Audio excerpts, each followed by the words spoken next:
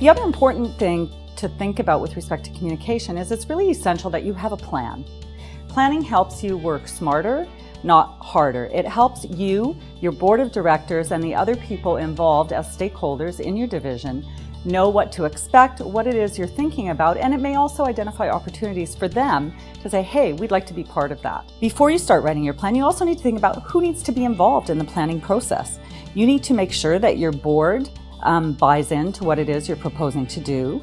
Are there community stakeholders who might need to be involved? Do you want to perhaps engage patients in some way, shape, or form? Do you need to go and talk to different community groups to find out about maybe there are sensitivities around some of the issues you're trying to communicate or some of the communities that you're trying to work with that are important for you to know and think about prior to writing your plan? The first part of looking at how do you plan for communication is we recommend doing what we call a SWOT analysis, SWOT. And that basically stands for strengths, weaknesses, opportunities, and threats. So look at all of what you've got going on. What are your strengths? Your strengths might be that you have a large member base who are really keen and active and want to be involved.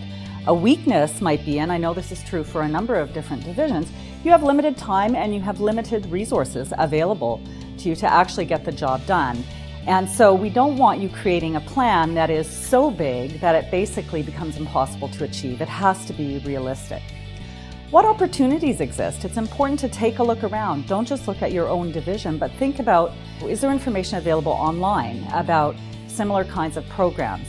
Are there other communications plans available from other divisions that you can use as a model? And we'll be talking later on about some of the different resources and people available to help support you in moving forward with communication. And this brings us to the last letter of the SWOT analysis, the letter T. And this stands for threats.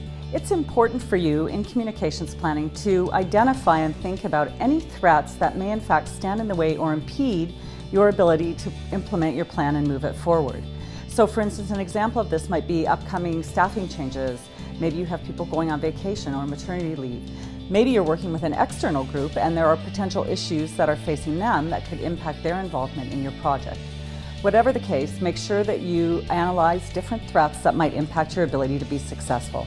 Just to recap, SWOT analysis, very important precursor to developing your plan, and that stands for strengths, weaknesses, opportunities, and threats.